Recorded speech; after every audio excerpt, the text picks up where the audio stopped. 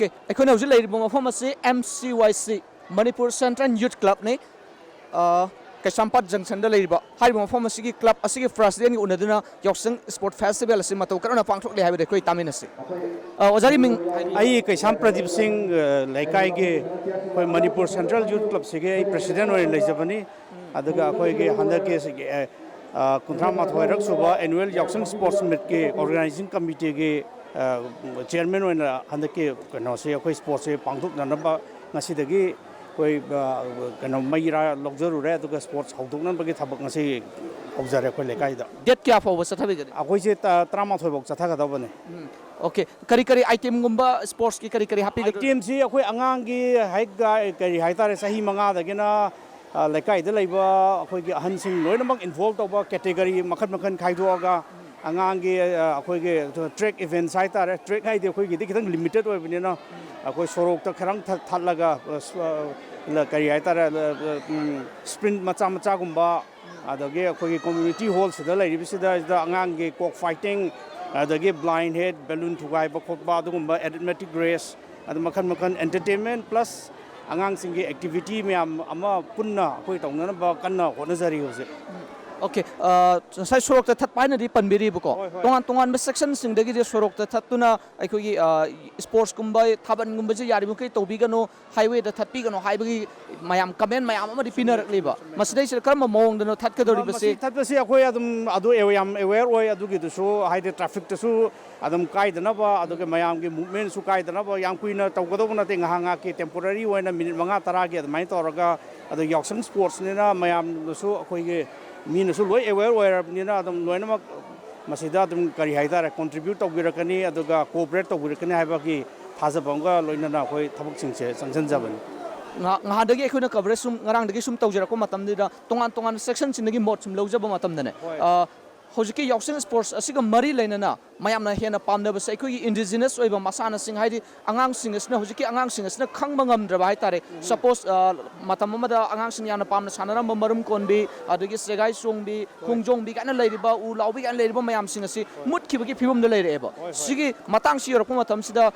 organizer gi site gi sugumba item gumba lokhat pinawgi thawranga te lebi khoi adu su aware oi adu tawgudabu khoi gi kari hai tare akoi ge feel loi doriba sanabung si khitang kari hai tare limited oi binina yamna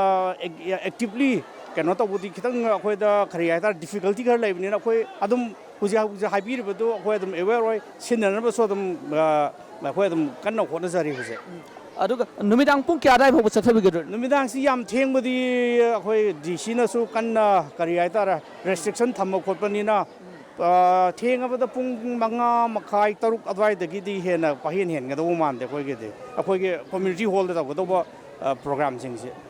charakpa mi kya mo no sports da saruk yarakani ga khalibas akoi huju form chat khibada akoi form thajai aduga collect away data se form se akoi chat khibada akoi lekai gi adagi surrounding karike digi pullaga form si 200 muk chatle hai huju phawada entertainment kari program ka tapi do lai bige entertainment si khoi lekai gi ahan singi kari haitare fancy dress kumba angang singi su fancy dress adagi adun nataba atopa thodok kodi khoi matam gi laga dum adjust ong ba kari lege do dum ꯑꯗꯨꯝ ꯌꯦꯡꯅꯕ ꯍꯣꯠꯅꯔꯤ ꯑꯩꯈꯣꯏ ꯑꯇꯝꯅ ꯃꯇꯝ ꯑꯃꯗ ꯌꯥꯎꯁꯪ ꯍꯥꯏꯔꯒ ꯃꯌꯥꯝꯅ ꯀꯣꯏꯕ ꯂꯥꯡꯕ ꯑꯗꯨꯗꯒꯤ ꯑꯕꯦꯔ ꯇꯩꯅꯕ ꯏꯁꯤꯡ ꯍꯩꯅꯕ ꯁꯤꯒꯨꯝꯕ ꯃꯌꯥꯝ ꯑꯃꯗ ꯃꯇꯝ ꯑꯃꯗ ꯌꯥꯝꯅ ꯀꯟꯅ ꯎꯔꯝꯃꯦꯕ ꯌꯥꯎꯁꯪ ꯃꯇꯝꯁꯦ ꯑꯗꯨꯒ ꯅꯨꯄꯤ ꯃꯆꯥꯁꯤꯡ ꯑꯉꯥꯡꯁꯤꯡꯅ ꯂꯝꯕꯤ ꯁꯣꯔꯣꯛꯇ ꯊꯠꯇꯨꯅ ꯁꯦꯟ ꯅꯨꯡ ꯊꯠꯄ ꯈꯣꯠꯄ ꯑꯗꯨꯒꯨꯝꯕ ꯃꯌꯥꯝꯁꯤꯡꯗꯤ ꯇꯞꯅ ꯇꯞꯅ ꯅꯥꯊꯩꯔꯛꯑꯦ ꯍꯧꯖꯤꯛꯁꯤ ꯁ꯭ꯄꯣꯔꯠꯁ ꯂꯣꯝꯗ ꯆꯪꯁꯤꯜꯂꯛꯂꯤꯕ ꯃꯁꯤ ꯃꯐꯝ ꯑꯁꯤꯃꯛꯇꯁꯨ ꯁ꯭ꯄꯣꯔꯠꯁ ꯇꯧꯅꯕꯅ ꯁꯦꯝ ꯁꯥꯗꯨꯅ ꯂꯩꯔꯤ ꯀꯔꯤ ꯋꯥꯈꯜꯂꯣꯟꯗ ꯁ꯭ꯄꯣꯔꯠꯁꯀꯤ ꯋꯥꯈꯜꯂꯣꯟꯗ ꯂꯥꯛꯂꯤꯕꯅꯣ ꯆꯨꯝꯃꯤ ꯍꯧꯖꯤꯛ ꯍꯥꯏꯕꯤꯔꯤꯕꯗꯣ ꯑꯩꯈꯣꯏ ꯁ꯭ꯄꯣꯔꯠꯁꯤ ꯃꯇꯝ ꯑꯃꯗꯗꯤ ꯌꯥꯝ ꯀꯟꯅ ꯑꯩꯈꯣꯏꯒꯤ ꯗꯤꯁꯇ꯭ꯔꯦꯛꯁꯟ ꯍꯥꯏꯇꯥꯔꯦ ꯃꯌꯥꯝꯁꯤ ꯅꯥꯀꯟ ꯑꯃꯔꯣꯝꯗ ꯆꯠꯂꯒ ꯑꯩꯈꯣꯏꯒꯤ ꯅꯤꯁꯥꯗ ꯑꯗꯒꯤ ꯈꯠꯅ ꯆꯩꯅꯕ ꯊꯣꯛꯄ ꯑꯗꯨꯒꯨꯝꯕ ꯃꯌꯥꯝꯗꯨꯗꯒꯤ ꯁ꯭ꯄꯣꯔꯠꯁ ꯇꯧꯔꯒ ꯑꯉꯥꯡꯒꯤ ꯀꯦꯔꯦꯛꯇꯔꯁꯨ ꯁꯦꯝꯗꯣꯔꯛꯄ ꯑꯗꯒꯤ ꯇꯨꯡꯒꯤ ꯏꯗꯨꯀꯦꯁꯟ ꯑꯗꯒꯤ ꯁ꯭ꯄꯣꯔꯠꯁꯇ ꯑꯍꯣꯡꯕ ꯄꯣꯔꯛꯄ ꯑꯗꯨꯒꯨꯝꯕ ꯃꯌꯥꯝꯗꯣ ꯑꯩꯈꯣꯏ ꯀꯟꯅ ꯊꯥꯖꯖꯩ ꯃꯗꯨꯒꯤ ꯂꯥꯏꯟꯗ ꯀꯟꯅ ꯆꯪꯁꯤꯟꯅꯅꯕ ꯑꯩꯈꯣꯏ ꯑꯗꯨꯝ ꯍꯣꯠꯅꯖꯔꯤ ꯍꯧꯖꯤꯛ ꯇꯥꯕꯗ ꯌꯥꯝꯅ ꯅꯨꯡꯉꯥꯏꯖꯩ ꯃꯃꯤ ꯇꯤꯚꯤꯒꯤ ꯃꯥꯏꯀꯩꯗꯒꯤꯁꯨ ꯂꯦꯞꯇꯅ ꯁꯤꯒꯨꯝꯕ ꯁ꯭ꯄꯣꯔꯠꯁꯤꯡꯕ ꯁꯤꯟꯕꯤꯗꯨꯅ ꯍꯥꯏꯇꯥꯔꯦ ꯃꯅꯤꯄꯨꯔ ꯑꯁꯤ ꯁ꯭ꯄꯣꯔꯠꯁꯀꯤ ꯂꯝꯗꯗꯤ ꯄꯋꯥꯔ ꯍꯥꯎꯁ ꯍꯥꯏꯗꯨꯅꯁꯨ ꯈꯪꯅꯔꯤꯕꯅꯤ ꯑꯗꯨꯅ ꯄꯤꯛꯂꯤꯕ ꯑꯉꯥꯡ ꯃꯌꯥꯝꯁꯤꯡ ꯑꯗꯨꯒ ꯍꯧꯔꯛꯂꯤꯕ ꯅꯍꯥ ꯃꯌꯥꯝꯁꯤꯡ ꯑꯁꯤꯗ ꯁ꯭ꯄꯣꯔꯠꯁꯀꯤ ꯁ꯭ꯄꯤꯔꯤꯠ ꯑꯁꯤ ꯁꯥꯒꯠꯄꯤꯕꯒꯤꯗꯃꯛꯇ ꯀ꯭ꯂꯕ ꯑꯁꯤꯕꯨꯁꯨ ꯃꯃꯤ ꯇꯤꯚꯤꯒꯤ ꯃꯥꯏꯀꯩꯗꯒꯤ ꯊꯥꯒꯠꯆꯔꯤ ꯃꯇꯝ ꯁꯥꯡꯅ ꯑꯁꯤꯒꯨꯝꯅ ꯂꯝꯗꯝ ꯑꯁꯤꯒꯤ ꯃꯥꯏ ꯄꯥꯛꯄ ꯌꯥꯕ ꯑꯗꯨꯒꯨꯝꯂꯕ ꯃꯥꯏꯀꯩꯔꯣꯝꯗ ꯇꯞꯇꯅ ꯄꯨꯕꯤꯔꯛꯄ ꯑꯣꯏꯔꯁꯅꯨ ꯑꯁꯤ ꯃꯃꯤ ꯇꯤꯚꯤ ꯃꯥꯏꯀꯩꯗ ꯊꯦꯡꯛ ꯌꯨ ꯏꯃꯥꯒꯤ ꯃꯤꯡ ꯍꯥꯏꯕꯤꯌꯨ ꯀꯩꯁꯥꯃꯣꯡꯕꯤ ꯀꯨꯃꯨꯗꯤꯅꯤ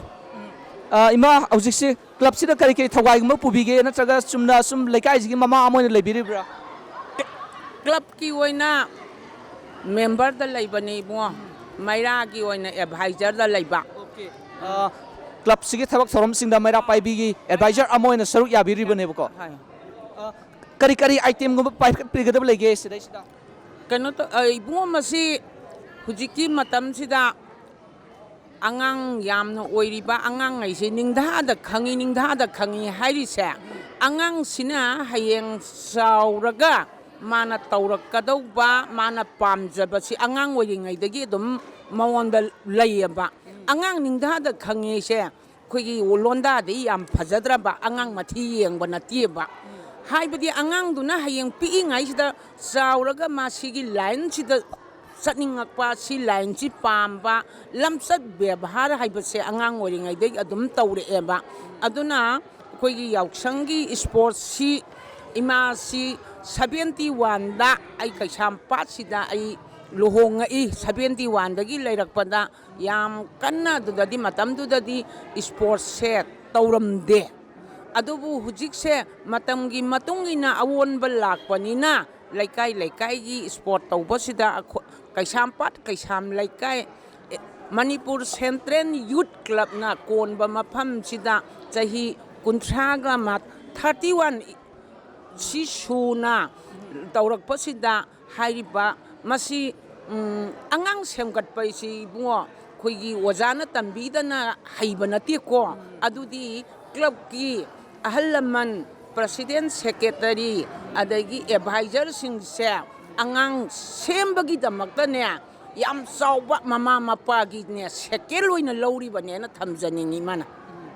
ꯌꯥꯝꯅ ꯅꯨꯡꯉꯥꯏ ꯃꯃꯥ ꯃꯊꯪ ꯑꯩꯈꯣꯏ ꯋꯥꯔꯤ ꯁꯨꯝ ꯁꯥꯕꯒꯤ ꯇꯥꯟꯖꯥꯗꯨ ꯂꯧꯖꯒꯦ ꯈꯤꯇꯪꯁꯨ ꯆꯍꯤꯁꯨ ꯃꯃꯥ ꯃꯤꯡꯗꯨꯇꯪ ꯍꯥꯏꯕꯤꯌꯨ ꯇꯔꯨꯅꯤꯕꯂꯥ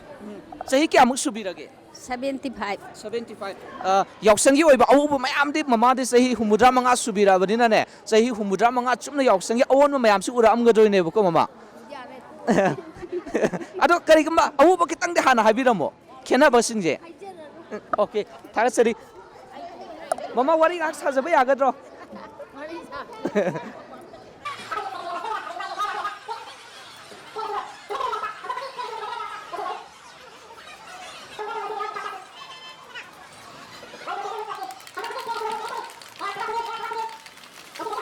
오케이. 이때마기 밍 아이비요. ꯑꯩ ꯃꯤꯡ ꯖꯨꯂꯤ 이때마기디. ꯕꯤꯖꯦꯇꯥ 비제타. ꯕꯦꯝꯕꯦꯝ 뎀베ꯝ. 밍 아이비요. ꯀꯦꯔꯣꯂꯤꯟ 캐롤린. 서리카 사리타. 기타 기타. 지야 지야. 오케이. 와리 학 사민나세버코. 역상 스포츠 페스티벌 시 मफमसे 신गदौरिबा. मौना हा अमोनि करी करी आइटम याहन बिद्रन मोइदा. ꯈꯪꯗꯦ ꯂꯣꯏ ꯌꯥꯎꯍꯟꯅꯤꯡꯉꯦ इसासिंदी स्पोर्ट्स याहन बिब्रो. ꯍꯣꯜꯂꯦ करी आइटम याहन गनी. ꯑꯁ ꯂꯣꯏ ꯌꯥꯎꯋꯦ स्पोर्ट्स फेस्टिवल सिलप मतम असिदने हाइदि आगांसिंग असिना हुजु मतमददि लंपाक सिंग ꯎꯕ ꯐꯪꯗ꯭ꯔꯦꯕ sanabung leiramba mayam sing community hall gum mayam sajallaga leire aduga indoor gi oiba game sing do ne changkibadong tauriba aduga matam da angang sing lampakta school matam hala erga numidang wairang gi matam da hek sanajabada uba phangdre somgi chaisu singsu thoraktuna sanabase phangamaroi sports festival sida sumana angang mayam punbagi khudong chaba amadi phanggadaba male kari kari phaubi ado yam nungai ba phawe kaigino di akoi si kai sampasina ju hena ju sanabam leite ba kaino da lampa kai ka leitawani na aduna yaoshang kai ka lakpagi sport tawbajida kai haini moida yamna anauba amoina angang jida pure ba kaigino da sanabam leitawagi kai sport che tawrabadi mayam punna sanadore haibagi wakhanda nungai ba phawbodu angang gaida aduna sport yam thawai yawe angang gaiju okay sports sing sida kana gum ahal laman kharaga sumunda dna wari batai sana ko matam dadi yaoshang sports se lakko matam ni angang sing pullaga moina sana bagi matawdu uraga angang jima di sigi masana sida in bayai masi angang jima di sana barom dadi kya chalroi magi oi ba horapam moi hidden talent mayam amai tare uthok sabagi tanjado adi yaoshang sports asina platform amo ine piri na mayam na mot pinar eba kari mot lebi sagi mane pina ju khalle wakhanda ko kaigino da masa na angang je mapanda mi myam tilan bajiga degi tindana mapan tho uya da bajiga khena bazu myam leidana ko mayam sanabagi wadana tana mayam punba khotpa to bajiju kayani moida mami mana yam singba khotpa mi loina ba tinaba hai bagi khodong chaba leini hai bagi wakhan khalle okay sports manung sida mong na sing yoiba kari kari item gati sinbi ona habi khragi do sinbe abadi loi selal ninge adubu anganga mauga punbadina ko tanja phangoidra hai bagi pakhatle hujikteung okay madumaksu club ki site ki khangbi duna hai tare thabak tawbirakpo oisan oisi mami tv mai kai dagi phongdok sabani ado aikoina hujiksi sum ujarko matam sida mayamna sum hanarakpa je akhoi hanagi indigenous oiba masana mayam ama leiri isamaksu sanabiramba yai adi lampak ta ko khongjongbi adudagi segai chongbi gaina ko makan ulaubi adudagi marum konbi gaina masana mayam mai khoi hojiki na angang sing sina uba ngamaroi da khangba ngamdra bai tare sigum mayam si yokhat haning bi wakhalon mayam phongdok pire e isari kari phau ado akhoi gi matam da sanarak paga hojikan gi angang na sanar bajiga di masana yam khenare ko ado khenare ado akhoi na sanarak pado amumuka moina ga mawong ga torok pada ko nusi bayam pau nungsiba phawba khataduna yagadoribra taseng mulhalla jena khallibra mutpadi mulan ningde mutpadi mulan ningde kari tawhaningi club ki site gi khangde loin to honinge masana sing simatan jo sahi amagi pulak poina loina angang sing loi tapiru tambiru bodi yabi matam ni leitreba handak sahi jima de angang sing de khulok pi sana ji lor da sana ba yaba sigi community hall si manung da sana ba yaba moi myam competition tawna han si kana ga haiba tasing haraga de khoi manipur gi hanagi ariba masana sing khulok pi ga sana ba se angang sing asida khoi gi angka hotpa gi wakhalon mayam ama matau karam tinjen nagani karam na khaidong nagani haiba mayam sing se khoi na madagi masana adu da loina puhali ba ngaktane ba aduna sigum mayam sing se logical oiba masana mayam leiriba marum konbi gaina sanariba kayen gaina sanariba mayam sing se moigi technique mayam leiriba masana sing sina angang sing loksing ohen ba yaba sigum mayam sing se puaning bai wakhalo leitabra sini laye adugi di aduga kahani matam gi olakpagi matungina ongi bje sijida adum kahani kahani ko matam jina matungina sanabaju dum matam gi oleba olakpaduna angang gai jiju mamang na hawai thaina sanagi ba masana do moida interest leitabagi style ma ju pure ko purok pabude aduga mangbu budi manga ningde agi wakhanda di hoi nene de lojage ne kari wakhalon phawbi sports lakpada sports da koi yam nungai ba phawjai sanaba ya ba makhan ju sana ningi koi isabo yaungna icha dagi hendoktana lekai sidadi mau singyo ba thaban gati silaroidro maugi oiba thabal di sinjadre koi lamta thangjagi oina han gai sida koi chatnabi gi matungina fidon singkhalaga matek rauna mani di laigi lairon da tawraga chongje okay kumai harause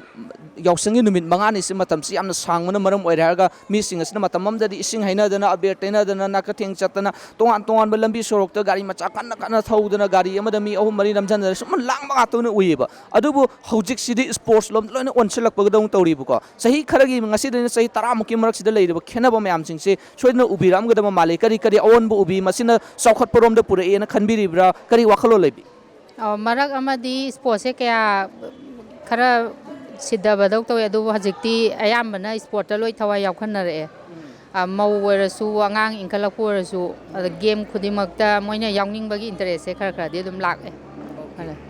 ꯃꯁꯤ ꯑꯐꯕꯔꯣꯝꯗꯗꯤ ꯑꯣꯏꯒꯗꯧꯔꯤꯕ ꯑꯐꯕꯔꯣꯝꯗ ꯑꯣꯏꯌꯦꯅ ꯈꯟꯖꯩ ꯑꯗꯨꯝ ꯑꯩ ꯋꯥꯈꯜꯂꯣꯟꯗ ꯍꯧꯔꯛꯂꯤꯕ ꯅꯍꯥꯔꯣꯜꯁꯤꯡ ꯑꯁꯤꯗꯗꯤ ꯂꯝꯗꯝꯁꯤꯒꯤ ꯃꯃꯥ ꯑꯃ ꯑꯣꯏꯅ ꯀꯔꯤ ꯄꯥꯎꯖꯦꯜ ꯄꯤꯕꯤꯅꯤꯡꯉꯤ ꯍꯧꯔꯛꯏꯕ ꯑꯉꯥꯡꯁꯤꯡꯁꯤꯒꯤ ꯑꯣꯏꯅꯗꯤ ꯉꯥꯎꯁꯟꯅꯕ ꯃꯇꯝ ꯃꯥꯡꯍꯟꯕ ꯃꯣꯕꯥꯏꯜꯗ ꯃꯇꯝ ꯃꯥꯡꯍꯟꯕꯒꯤ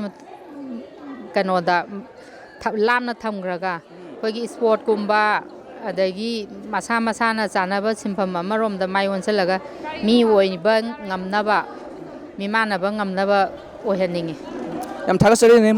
ꯃꯇꯦꯛ ꯑꯃꯇꯪ ꯎꯅꯗꯨꯅ ꯋꯥꯔꯤ ꯁꯥꯕꯒꯤ ꯇꯥꯟꯖꯥ ꯐꯪꯍꯟꯕꯤꯕ 31st Yaoshang Annual Sports Meet hariba sports meet ase Manipur Central Youth Club M.C.Y na hoji Kaisampati mafam sida sinli masidaida thogai puriba akhoi club ki secretary ga unaduna di wari watai sabai tanja da lawjarke ojagi ming haibi ai thokchom ashwini kumar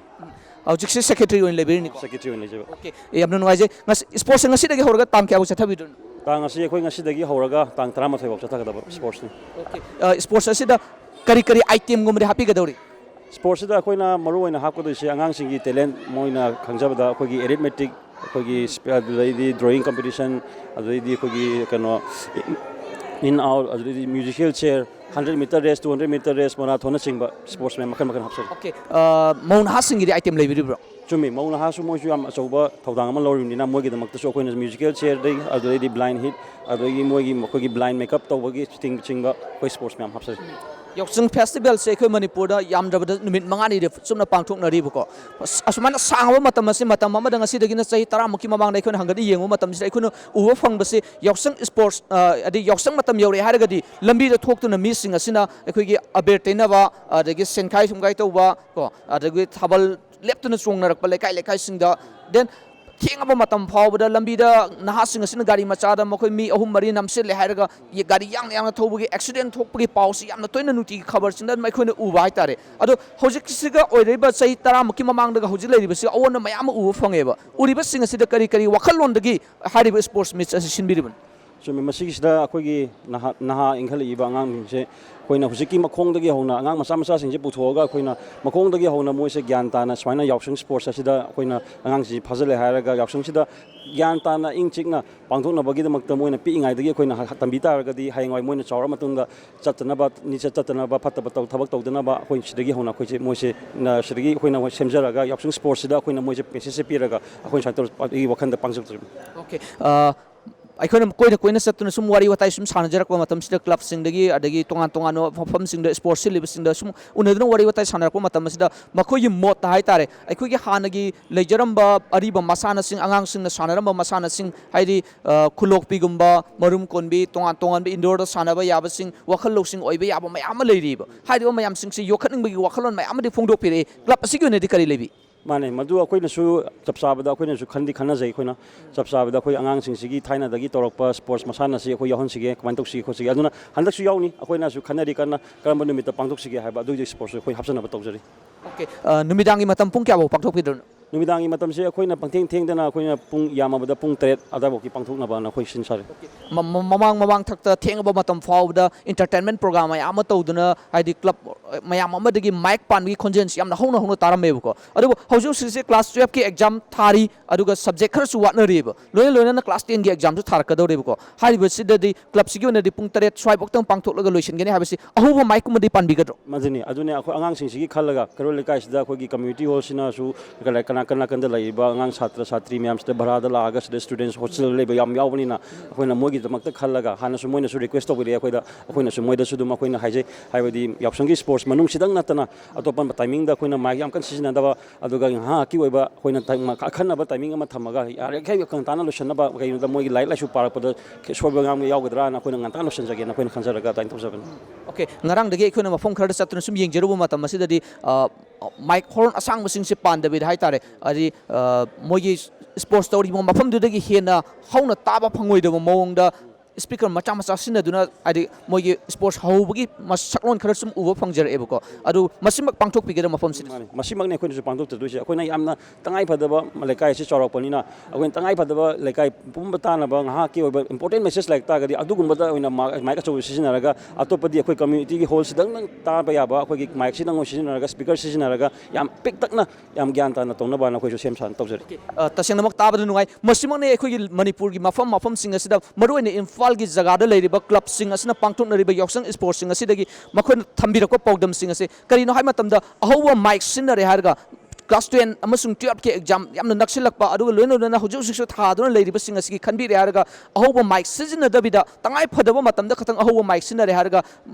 sports function toriba mafam jaga adu khatang taba yanabagi mong da sizina duna adi sports event kya pangthokani habise tongan section kya dagi su thambirakpa mayam sing adu ngakna chatli habise mami tv na hujuk su aikun ujaba mit ki pawdam aduni tamjari basi yam thalasari aikoi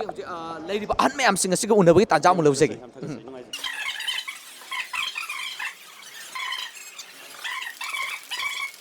Okay, wari ngak sa jabe yani ko. Isagi ming ai bi. Kali kya? Isagi ming. Dana hai, ke dana hai. Ke dana. Okay. Babung gidi. M Nirmal. Bosop. Ai ming na leita dem full endro. Ngak tang ai de al singa siga wari sabe tanja lawjage. Na singa sina ju yausung sports silibase punina kari fawi bage. Kari wanoi mungo sugu am nungai bsidi koigi ai bdi khoi manipur na India se sida pikraba khoi se sina mani India ki mahut silega Olympic ta kasatna gold medal ka lori bsi akhoi gi mai ni kari wano na hari se siam na khoi gi yausung sports to budigi masugumba akhoi gi manipur gi leidiba na haron ching sing na pithivi da khoi manipur sak tak pa ngamba kai bse akhoi de la yam far ka poni ado akhoi se honabadi khardikal honabadi khardi waleba haibadi haibo olympian chingsina honari de maina akhoi manipur leriba angang woriba ahal loriba singsina kathokpa ka loina na honaba se kallagadi akhoi se pithribi da koi manipur heba se tarang thoktana mayam amangda akhoi sibu mi respect phan taguni hai maina thamjani tasengna mani matam abada ngasi dagina sai tara muki mamang da hai tare yausang matam hek yore hai tare na ha singasna lambi da gari macha da mkhoi ahum mari namsil le harga hari ahauba gari gi makhon gi loina na gari yang thoba accident thokpagi paw mayam thaba yausang matam da na ha mayam amagi haidi punsi khangu thak mang ki paw mayam tari aduga loina update taina ba adugi thori thatpa nupi macha singna sugum mayam singa sina lambi lamkhang da problem sam mayok na haleba madudagi tamna na there harga power house of state adi sports haina khangnariba aikhogi state ase adi India da na chago malem sina masak ta ko matam sida sports na achoba thodang lowi habise khangnarak padagi yausang sangaba numit mangani ase aikona festival lomda ngauthokna entertainment lomda leithopagi mohta sports ki lamda changsin basina hena fai habagi wakhalo na tamna tam changsilak tuna hujiti yausang sports hana onthor sports festival hana onthor eba matamada masugi festival hairam badudagi asumana sports festival olakpa matamasida di awon ma mayam amadi pabung khodi thengnabir amagani ko thengnariba experience haitare matam amada pabung khoina nahawari matamda torombaduga hojik uribasa khenabasingla tambiu aha akoina angang urin kan da tawrumbaga hujika city kayam kedam lere akoina angang urin kan da yam samna abir taina bo targa su samna abir mutaige hairaga taiba adurgi madurgi mo haidore haraga akoina sanari base isida hoigi samna da koi community hall si ahambadar community hall saramde akoi football sanabo aina akoi mai la Germany adugi mathakda akhoi lekai se sampal ke sam lekai haiba khoigi lekai asai sida hogi basi akoi volleyball hoki adugi sebak takjo hoki hain maina akhoi lekai di hoki ba game amam su yaw adumaina tawre haraga akhoi se akhoi game lam leijadar ka su akhoi community hall se sida angamba akhoi club na lekai mera pai bi sing sina lady ba hal sing sina khona haraga angang sing se moi mayamarta sugumba game si yahol lerga masada hayin karigo mi ama thengnaba matamda karigo ma nganu matamda mangonda ki daba ikai daba aduba hangoi do pok nabi damukta khoi si makoi yamdra basu yamdana khoi khara da urs bang thuk to ya de haidna khoi na laikai is lai bising sina ama da chinjabni ꯑꯩꯈꯣꯏꯅ ꯀꯣꯏꯅ ꯁꯨꯝ ꯆꯠꯇꯨꯅ ꯎꯅꯖꯔꯛꯄ ꯃꯇꯝꯗ ꯇꯣꯉꯥꯟ ꯇꯣꯉꯥꯟꯕ ꯁꯦꯛꯁꯟꯁꯤꯡꯗꯒꯤ ꯍꯥꯏꯇꯥꯔꯦ ꯅꯠꯇ꯭ꯔꯒ sports ꯁꯤꯜꯂꯤꯕ ꯃꯐꯝꯁꯤꯡꯗꯒꯤ ꯑꯍꯜꯁꯤꯡꯅ ꯁꯨꯝ ꯇꯝꯕꯤꯔꯛꯄ ꯃꯇꯝꯗꯅꯦ ꯃꯅꯤꯄꯨꯔꯗ ꯃꯇꯝ ꯑꯃꯗ ꯑꯉꯥꯡꯁꯤꯡꯅ ꯁꯥꯟꯅꯔꯝꯕ ꯃꯁꯥꯟꯅ ꯃꯌꯥꯝ ꯑꯃ ꯂꯩꯔꯤ ꯈꯨꯂꯣꯛꯄꯤ ꯎꯂꯥꯎꯕꯤ ꯁꯒꯣꯜ ꯇꯣꯡꯕꯤ ꯐꯤꯕꯨꯜ ꯍꯥꯕꯤ ꯀꯥꯏꯅ ꯂꯩꯔꯤꯕ ꯃꯔꯨꯝ ꯀꯣꯟꯕꯤ ꯀꯥꯏꯅ ꯂꯩꯔꯤꯕ ꯃꯌꯥꯝꯁꯤꯡ ꯑꯁꯤ ꯍꯧꯖꯤꯛꯀꯤ ꯑꯉꯥꯡꯁꯤꯡ ꯑꯁꯤꯗ ꯍꯪꯉꯨꯕ ꯃꯇꯝꯗ ꯃꯃꯤꯡ ꯐꯥꯎꯕ ꯈꯪꯉꯝꯗꯕ ꯃꯇꯧ ꯀꯔꯝꯅ ꯁꯥꯟꯅꯩ ꯍꯥꯏꯕ ꯈꯪꯗꯕ ꯃꯌꯥꯝ ꯑꯃ ꯂꯩꯕꯁꯦ ꯃꯨꯠꯈ꯭ꯔꯒꯗ꯭ꯔꯥ ꯍꯥꯏꯕꯒꯤ ꯋꯥꯖꯕ ꯑꯃ ꯃꯣꯏꯅ ꯁꯨꯝ ꯐꯣꯡꯗꯣꯛꯄꯤꯔꯛꯑꯦꯕꯀꯣ ꯃꯣꯏꯅ ꯐꯣꯡꯗꯣꯛꯄꯤꯔꯛꯄꯁꯤꯗ ꯀ꯭ꯂꯕ ꯑꯁꯤꯅ ꯇꯧꯔꯤꯕ ꯊꯕꯛ ꯊꯧꯔꯝꯁꯤꯡ ꯑꯁꯤꯗ ꯑꯍꯜ ꯑꯃ ꯑꯣꯏꯅ ꯍꯥꯏꯇꯥꯔꯦ ꯀꯔꯤꯒꯥꯇꯤ ꯍꯥꯏꯕꯤꯅꯤꯡꯕ ꯂꯩ ꯃꯁꯦ ꯑꯩꯈꯣꯏꯒꯤ ꯏꯆꯥ ꯏꯁꯨꯁꯤꯡꯁꯦ ꯑꯩꯈꯣꯏꯅ ꯃꯈꯣꯏꯗ ꯋꯥꯔꯤ ꯂꯤꯕ ꯑꯃ ꯗꯔꯀꯥꯔ ꯂꯩ ꯑꯩꯈꯣꯏ ꯃꯅꯤꯄꯨꯔꯤ ꯔꯥꯏꯇꯔꯁꯤꯡꯁꯤꯅ ꯑꯩꯈꯣꯏ ꯊꯥꯏꯅꯒꯤ ꯑꯣꯏꯕ ꯁꯥꯟꯅꯕ ꯐꯤꯕꯨꯜ ꯍꯥꯏꯕꯤ ꯈꯪꯗꯦ ꯎꯔꯥꯎꯕꯤꯅꯤ ꯈꯪꯗꯦ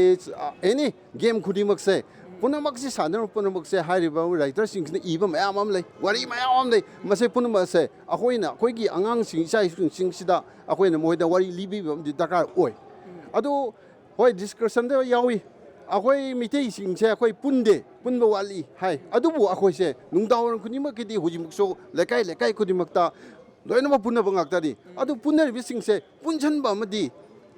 ꯈꯔꯗꯤ ꯋꯥꯠꯂꯦꯕ ꯃꯁꯤ ꯄꯨꯟꯁꯤꯟꯅꯕ ꯑꯃꯒ ꯂꯣꯏꯅꯅ ꯑꯩꯈꯣꯏꯁꯦ ꯇꯨꯡꯗ ꯂꯥꯛꯀꯗꯧꯔꯤꯕ ꯏꯆꯥ ꯏꯁꯨꯒꯤꯗꯃꯛꯇ ꯑꯩꯈꯣꯏ ꯑꯉꯥꯡꯁꯤꯡꯁꯦ ꯋꯥꯔꯤ ꯂꯤꯕ ꯗꯔꯀꯥꯔ ꯂꯩ ꯑꯩꯈꯣꯏꯅ ꯀꯃꯥꯏꯅ ꯇꯧꯗꯅ ꯑꯩꯈꯣꯏꯒꯤꯁꯤ ꯀꯃꯥꯏꯅ ꯇꯧꯔ ꯍꯧꯔꯛꯈꯤꯕꯅꯣ ꯑꯩꯈꯣꯏꯁꯤ ꯃꯤꯇꯩ ꯍꯥꯏꯕ ꯖꯥꯇꯤꯁꯤ ꯀꯗꯥꯏꯗꯒꯤ ꯂꯥꯛꯈꯤꯕꯅꯣ ꯀꯥꯏꯅ ꯍꯥꯏꯕ ꯂꯥꯏꯒꯤ ꯍꯥꯛꯇꯛꯇꯒꯤ ꯑꯩꯈꯣꯏꯁꯦ ꯃꯣꯏ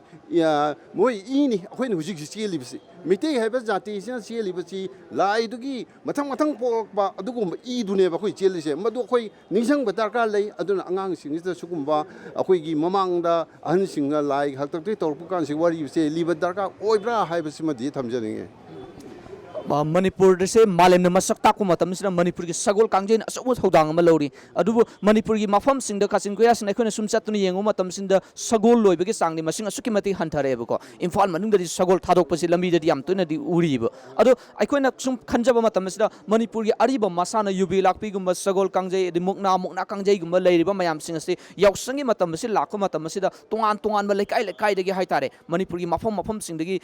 ꯄꯨꯂꯞꯀꯤ ꯑꯣꯏꯅ ꯄꯨꯟꯁꯤꯟꯕꯒꯤ ꯀꯝꯄꯤꯇꯤꯁꯟꯒꯨꯝꯕ ꯑꯃ ꯁꯤꯜꯍꯟꯅꯤꯡꯕꯒꯤ ꯋꯥꯈꯜꯂꯣꯟꯒꯥꯇꯤ ꯂꯩꯕꯤꯗꯕ꯭ꯔꯥ ꯌꯥꯝ ꯐꯖꯈ꯭ꯔꯕ ꯋꯥꯅꯤ ꯃꯔꯝꯗꯤ ꯀꯩꯅꯣ ꯍꯥꯏꯗ ꯑꯩꯈꯣꯏ ꯃꯌꯥꯝꯅ ꯂꯣꯏꯅ ꯈꯪꯗꯅ ꯂꯩꯔꯦ ꯁꯒꯣꯜ ꯍꯥꯏꯔꯤꯕ ꯑꯩꯈꯣꯏꯒꯤ ꯂꯥꯏ ꯍꯥꯛꯇꯛꯀꯤ ꯂꯩꯔꯕ ꯂꯥꯏꯅ ꯁꯤꯖꯤꯟꯅꯔꯕ ꯁꯒꯣꯜ ꯑꯁꯦ ꯃꯁꯨꯛꯀꯤ ꯃꯇꯤꯛ ꯃꯒꯨꯟ ꯂꯩꯈ꯭ꯔꯤꯕ ꯁꯒꯣꯜ ꯑꯁꯦ ꯒꯣꯔꯃꯦꯟꯅ ꯃꯁꯤꯕꯨ ꯌꯣꯛꯈꯠꯅꯅꯕ ꯍꯥꯏꯗꯅ ꯁꯦꯡꯁꯟ ꯃꯌꯥꯝ ꯑꯃ ꯊꯥꯗꯈꯤꯕ ꯃꯌꯥꯝ ꯑꯃ ꯂꯩꯔꯦ ꯍꯥꯏꯔꯤꯕ ꯁꯦꯡꯁꯟꯁꯦ ꯑꯗꯨꯕꯨ ꯂꯤꯗꯔ ꯑꯣꯏꯅ ꯑꯣꯏꯕꯤꯔꯤꯕꯁꯤꯡꯗꯨꯅ ꯃꯗꯨꯒꯤ ꯁꯦꯡꯁꯟ ꯑꯗꯣ ꯀꯗꯥꯏꯗ ꯊꯥꯗꯕꯤꯔꯤꯕꯅꯣ ꯀꯗꯥꯏꯗ ꯆꯂꯥꯏꯈꯤꯕꯅꯣ ꯍꯥꯏꯕꯗꯤ ꯈꯪꯗꯕ ꯃꯔꯝꯗꯤ ꯀꯩꯒꯤꯅꯣ ꯍꯥꯏꯗ ꯁꯒꯣꯜꯁꯤꯡꯁꯤꯅ ꯁꯣꯔꯣꯛꯇ ꯂꯩꯔꯕꯅꯤ나 ꯍꯥꯏꯔꯤꯕ ꯄꯩꯁꯥ ꯏꯟꯗꯤꯌꯥ ꯒꯣꯔꯃꯦꯟꯅ ꯊꯥꯔꯛꯄ ꯃꯅꯤꯄꯨꯔ ꯒꯣꯔꯃꯦꯟꯅ ꯊꯥꯗꯔꯤꯕ ꯄꯩꯁꯥꯁꯤꯡ ꯑꯗꯣ ꯀꯗꯥꯏꯗ ꯁꯤꯖꯤꯟꯅꯔꯒꯦ ꯍꯥꯏꯕꯗꯨꯃꯗꯤ ꯏꯁꯤꯡꯗ ꯂꯩꯇꯨꯝ ꯊꯥꯗꯕꯒꯨꯝꯅ ꯂꯩꯔꯤ ꯌꯥꯝꯅ ꯅꯨꯡꯉꯥꯏꯖꯩ ꯄꯥꯕꯨꯡ ꯑꯩꯈꯣꯏꯒꯤ ꯁꯣꯝꯗꯁꯨ ꯑꯍꯜ ꯏꯕꯨꯡꯉꯣ ꯃꯌꯥꯝ ꯑꯃ ꯅꯤꯡꯁꯤꯡꯖꯔꯤ ꯑꯣꯀꯦ ꯃꯤꯡ ꯑꯃꯇ ꯍꯥꯏꯕꯤꯌꯨ ꯕꯨꯊꯦ ꯀꯧꯖꯩ ꯍꯧꯖꯤꯛꯁꯤ ꯀ꯭ꯂꯕꯁꯤꯗ ꯑꯍꯜ ꯑꯃ ꯑꯣꯏꯅ ꯀꯔꯤ ꯊꯧꯗꯥꯡ ꯑꯦꯗꯚꯥꯏꯖꯔꯒꯨꯝꯕ ꯑꯣꯏꯅ ꯃꯌꯥꯝꯁꯤꯡꯗ ꯑꯉꯥꯡꯁꯤꯡꯗ ꯅꯍꯥꯁꯤꯡꯁꯤ ꯀꯔꯤ ꯄꯥꯎꯇꯥꯛ ꯄꯤꯕꯤꯔꯤ ꯁꯥꯟꯅ ꯈꯣꯠꯅꯕꯒꯤ ꯃꯔꯝ ꯑꯃꯗꯤ ꯀꯩꯅꯣꯒꯤ ꯑꯩꯈꯣꯏ M.C.Y.C ꯀ꯭ꯂꯕ ꯑꯁꯤꯒꯤ ꯆꯥꯎꯈꯠ ꯊꯧꯔꯥꯡꯒꯤ ꯃꯇꯥꯡꯗ ꯃꯣꯏꯅ ꯈꯪꯗꯕ ꯀꯌꯥ ꯑꯃ ꯑꯩꯈꯣꯏꯅ ꯈꯪꯖꯔꯛꯄ ꯃꯌꯥꯝ ꯑꯃ ꯃꯣꯏꯗ ꯑꯁꯤꯒꯨꯝꯕ ꯄꯥꯎꯇꯥꯛꯁꯤꯡ ꯃꯌꯥꯝꯁꯤ ꯄꯤ ꯑꯐꯕ ꯇꯧꯁꯤ ꯀ꯭ꯂꯕ ꯑꯃ ꯍꯥꯏꯕꯁꯤ ꯂꯩꯕꯥꯛ ꯑꯁꯤꯒꯤ ꯀꯔꯤꯒꯨꯝꯕ ꯃꯆꯥ ꯑꯃꯈꯛ ꯑꯣꯏꯕ ꯑꯩꯈꯣꯏꯒꯤ ꯊꯧꯅꯥ ꯂꯤꯡꯖꯦꯜ ꯑꯗꯒꯤ ꯐꯠꯇ ꯅꯨꯡꯗ ꯃꯌꯥꯝꯗꯨꯕꯨ ꯑꯩꯈꯣꯏꯅ ꯐꯥꯖꯤꯜꯂꯒ ꯑꯐꯕ ꯄꯨꯊꯣꯛꯅꯕꯒꯤꯗꯃꯛꯇ ꯀ꯭ꯂꯕ ꯑꯃ ꯊꯝꯕ ꯍꯥꯏꯕꯁꯦ ꯗꯔꯀꯥꯔ ꯂꯩ ꯍꯥꯏꯅ ꯑꯩꯈꯣꯏꯅ ꯀ꯭ꯂꯕ ꯑꯁꯤ ꯇꯧꯖꯈꯤꯕꯅꯤ ꯃꯔꯝ ꯑꯗꯨꯅ ꯑꯩꯈꯣꯏꯒꯤ ꯍꯧꯖꯤꯛ ꯂꯩꯔꯤꯕ ꯑꯉꯥꯡ ꯃꯌꯥꯝꯁꯤꯡꯁꯦ ꯑꯐꯕ ꯂꯝꯕꯤꯗ ꯄꯨꯔꯒ ꯀꯃꯥꯏꯅ ꯇꯧꯗꯅ ꯃꯅꯤꯄꯨꯔꯁꯤꯒꯤ ꯂꯩꯔꯤꯕ ꯁꯛꯇꯝ ꯑꯁꯤ ꯀꯟꯕ ꯉꯝꯒꯗꯒꯦ ꯍꯥꯏꯕꯗꯨ ꯑꯩꯈꯣꯏꯅ ꯃꯗꯨꯒꯤꯗꯃꯛꯇ ꯀ꯭ꯂꯕ ꯑꯁꯤ ꯂꯤꯡꯈꯠꯆꯕꯅꯤ ꯍꯥꯏꯕ ꯇꯥꯔꯦ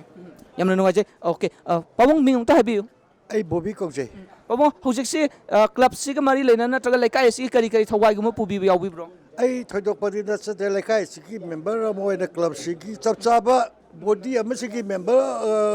ꯑꯦꯛꯖꯤꯀ꯭ꯌꯨꯇꯤꯚ ꯑꯃ ꯅꯠꯆꯗ꯭ꯔꯒꯁꯨ ꯂꯩꯀꯥꯏꯁꯤꯒꯤ ꯑꯣꯏꯅ ꯑꯗꯨꯝ ꯑꯦꯅꯤ ꯐꯪꯁꯟꯗ ꯃꯤꯇꯤꯡꯗ ꯀꯩꯗ ꯑꯗꯨꯝ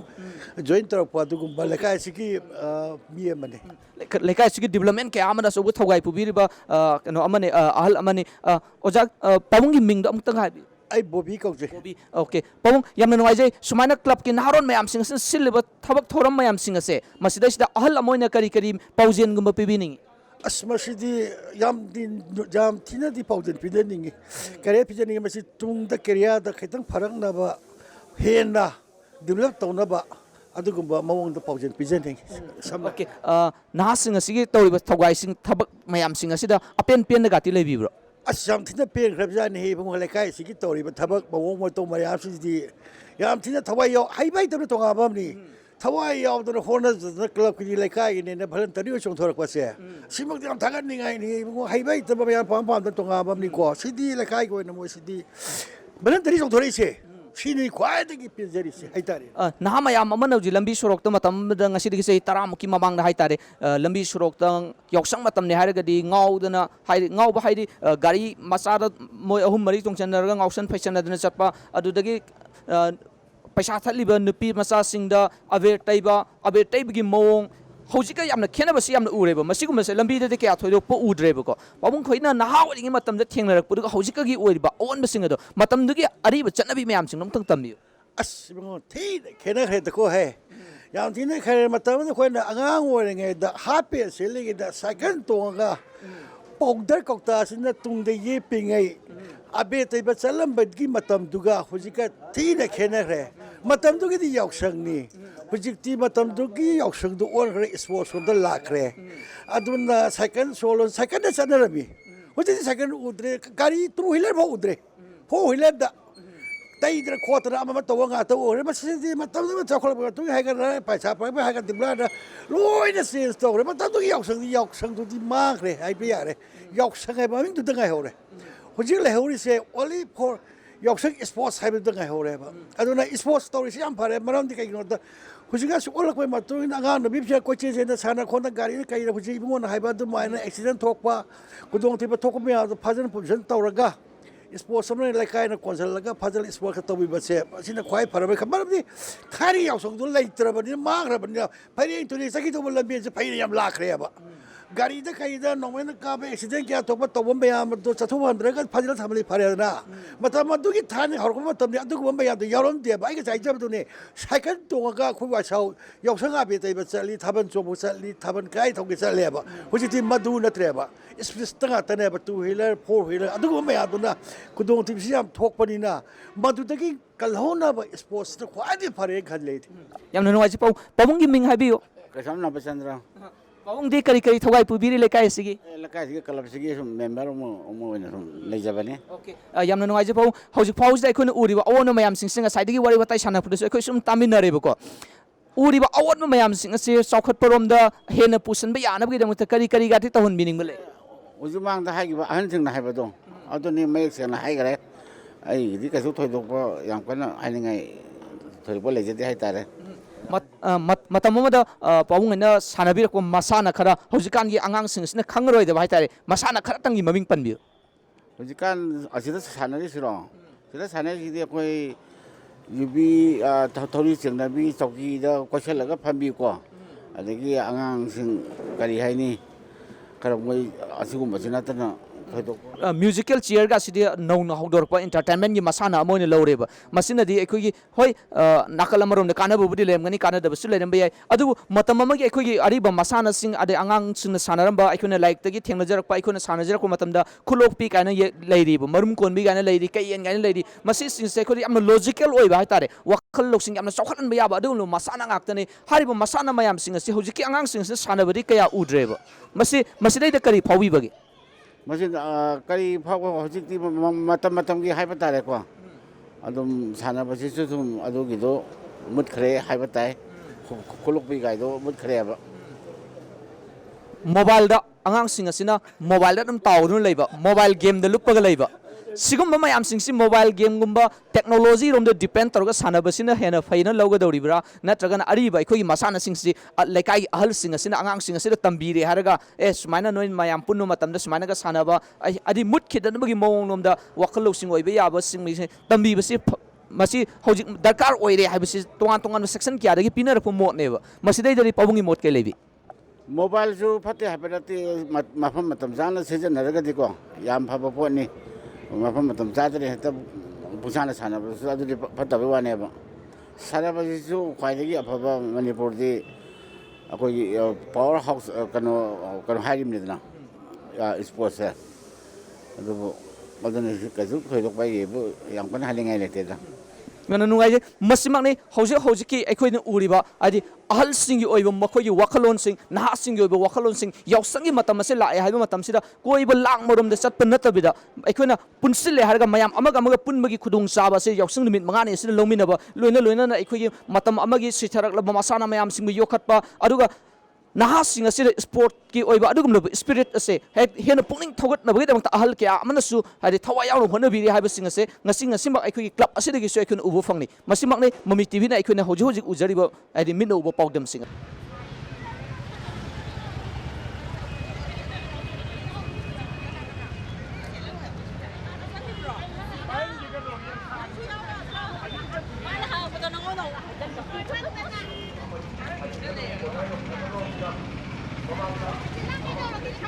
ꯑꯉꯥꯡꯁꯤꯡꯁꯨ ꯌꯥꯎꯅ ꯆꯣꯡꯊꯣꯛꯃꯤꯟꯅꯔꯤꯕ ꯑꯁꯤ ꯃꯌꯥꯝꯅ ꯄꯨꯛꯅꯤꯡ ꯊꯧꯒꯠꯄꯤꯕ ꯑꯣꯏꯅ ꯉꯥꯏꯍꯥꯛ ꯁꯥꯏꯠ ꯇꯧꯕꯤꯗꯨꯅ ꯂꯥꯛꯏꯕ ꯃꯌꯥꯝ ꯑꯁꯤꯕꯨ ꯏꯪ ꯆꯤꯛꯅ ꯆꯠꯍꯟꯕꯤꯌꯨ ꯍꯥꯏꯅ ꯅꯉꯣꯟꯗ ꯅꯤꯡꯁꯤꯡꯖꯔꯤ ꯃꯥꯡꯗ ꯂꯩꯕꯤꯔꯤꯕ ꯅꯨꯡꯁꯤꯖꯔꯕ ꯏꯆꯤꯜ ꯏꯅꯥꯎ ꯃꯌꯥꯝ ꯂꯝꯕꯤ ꯂꯥꯏꯟ ꯑꯁꯤ ꯑꯃꯨꯛꯇ ꯀ꯭ꯂꯤꯌꯥꯔ ꯇꯧꯕꯤꯌꯨ ꯑꯩꯈꯣꯏꯒꯤ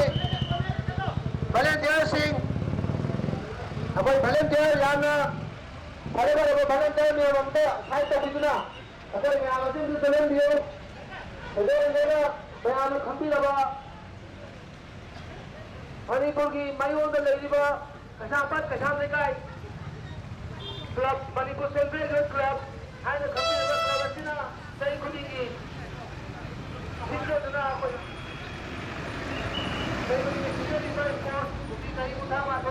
ꯁꯥꯟꯅꯔꯣꯏ ꯃꯌꯥꯝ ꯑꯃ ꯄꯨꯊꯣꯛꯅꯕ ꯍꯣꯠꯅꯖꯔꯤꯕ M.C.Y.Cꯅ ꯀꯩꯁꯥꯝꯄꯥꯠ ꯀꯩꯁꯥꯝ ꯂꯩꯀꯥꯏꯒꯤ ꯀ꯭ꯂꯕ ꯑꯁꯤꯅ ꯍꯣꯠꯅꯖꯔꯤꯕ ꯑꯁꯤꯕꯨ ꯄꯨꯛꯅꯤꯡ ꯊꯧꯒꯠꯄꯤꯕ ꯑꯣꯏꯅ ꯌꯥꯔꯒꯗꯤ ꯈꯨꯕꯥꯛ ꯈꯔ ꯈꯨꯕꯤꯌꯨ ꯑꯩꯈꯣꯏꯒꯤ ꯃꯌꯥ ꯂꯧꯕ ꯂꯥꯛꯄꯤꯔꯤꯕ ꯃꯌꯥꯝꯁꯨ ꯑꯗꯨꯝ ꯈꯨꯕꯤꯕ ꯌꯥꯏ ꯄꯩꯁꯥ ꯇꯤꯡꯗꯕꯅꯤ ꯑꯩꯈꯣꯏ ꯑꯗꯨꯅ ꯑꯩꯈꯣꯏ ꯂꯥꯛꯏꯕ ꯄꯤꯛꯂꯤꯕ ꯑꯉꯥꯡꯁꯤꯡ ꯑꯁꯤꯕꯨ ꯏꯃꯥ ꯏꯕꯦꯜ ꯃꯌꯥꯝ ꯑꯁꯤꯅ ꯅꯨꯡꯁꯤꯕꯤꯕ ꯑꯣꯏꯅ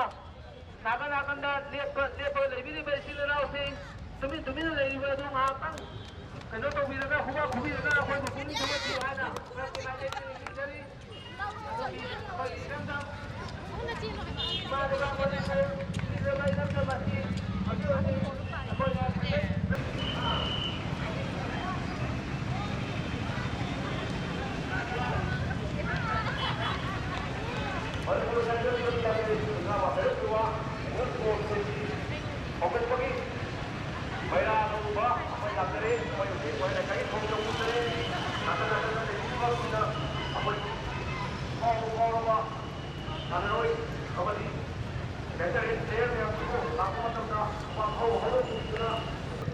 ꯍꯧꯗꯣꯛꯄꯒꯤ ꯁꯦꯡꯂꯕ ꯃꯩꯔꯥ ꯂꯧꯕ ꯑꯩꯈꯣꯏ ꯂꯥꯏꯐꯝꯂꯦꯟ ꯁꯦꯡꯂꯕ ꯁꯅꯥꯃꯍꯤ ꯇꯦꯝꯄꯜꯗꯒꯤ ꯂꯧꯔꯒ ꯂꯥꯛꯆꯔꯤ ꯌꯥꯎꯁꯪꯕ ꯑꯦꯊꯂꯦꯠ ꯃꯌꯥꯝ ꯑꯁꯤ ꯇꯨꯡꯒꯤ ꯁꯥꯟꯅꯔꯣꯏ ꯑꯃꯗꯤ ꯃꯃꯥꯡꯊꯪꯗ ꯚꯦꯇꯔꯦꯟ ꯃꯌꯥꯝꯅ ꯅꯦꯁꯅꯦꯜ ꯑꯦꯋꯥꯔꯗ ꯀꯌꯥ ꯂꯧꯕꯤꯈ꯭ꯔꯕ ꯑꯗꯨꯒ ꯁꯥꯟꯅꯔꯣꯏ ꯉꯥꯛꯇꯅꯤ ꯑꯗꯨꯅ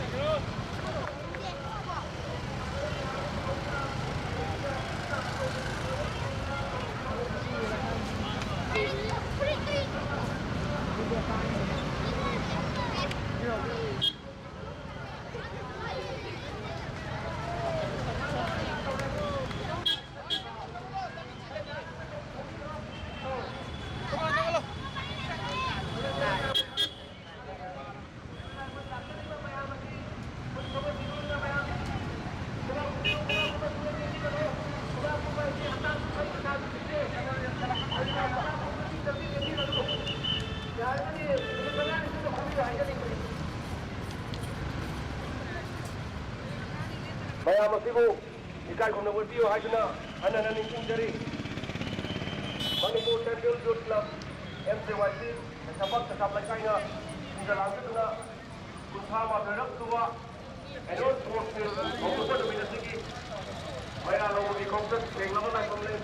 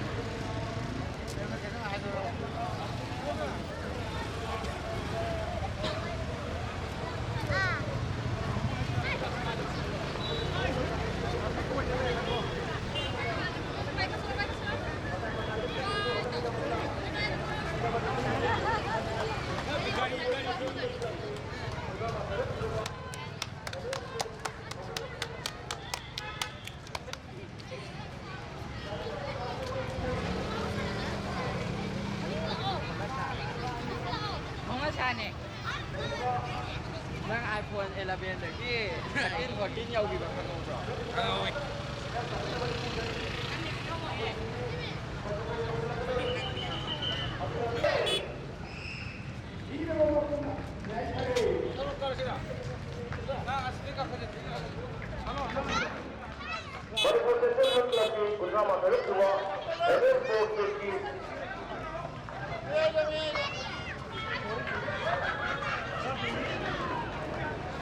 ꯑꯩꯈꯣꯏꯒꯤ ꯌꯥꯝꯂꯕ ꯁꯥꯟꯅꯔꯣꯏ ꯃꯌꯥꯝ ꯑꯁꯤꯅ ꯌꯦꯡꯁꯤꯜꯂꯛꯄ ꯆꯪꯂꯛꯄꯁꯤꯗ ꯑꯩꯈꯣꯏ ꯁꯣꯔꯣꯛꯀꯤ ꯃꯇꯥꯏꯗ ꯂꯩꯕꯤꯔꯤꯕ ꯃꯌꯥꯝꯅ ꯈꯨꯕꯥꯛ ꯈꯥꯎꯗ ꯈꯨꯕꯤꯗꯨꯅ ꯁꯄꯣꯔꯠ ꯇꯧꯕꯤꯅꯕ ꯅꯤꯡꯁꯤꯡꯖꯔꯤ ꯂꯝꯕꯤꯒꯤ ꯃꯇꯥꯏꯗ ꯂꯩꯕꯤꯔꯤꯕ ꯃꯌꯥꯝꯅ ꯈꯨꯕꯥꯛ ꯈꯥꯎ ꯍꯧꯅ ꯈꯨꯕꯤꯗꯨꯅ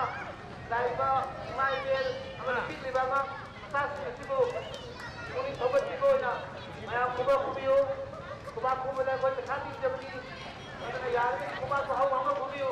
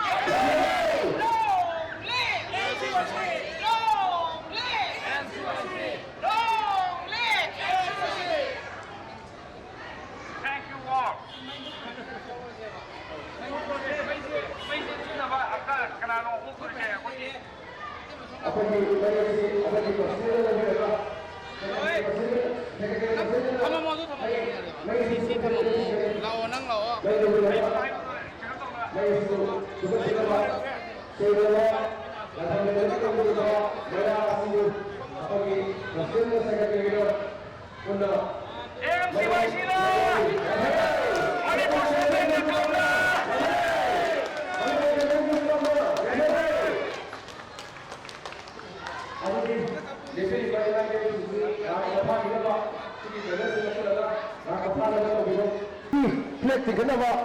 플렉 tingkanaba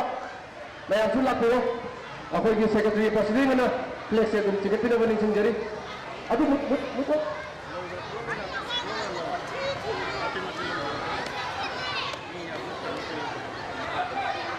secretary president na adu dimai ke khaya abu ya 플렉 singo tingkapina baning ka हमको पूरी 플렉 singo tingkapina baning singjari tungga mesin biro pakasi Manipur section look lagi हमको पूरी 플렉 singo tingkapina मैं कुआ कुबियो masih jadi हमको पर juga Manipur section को किसी सुधा में भरो सुबह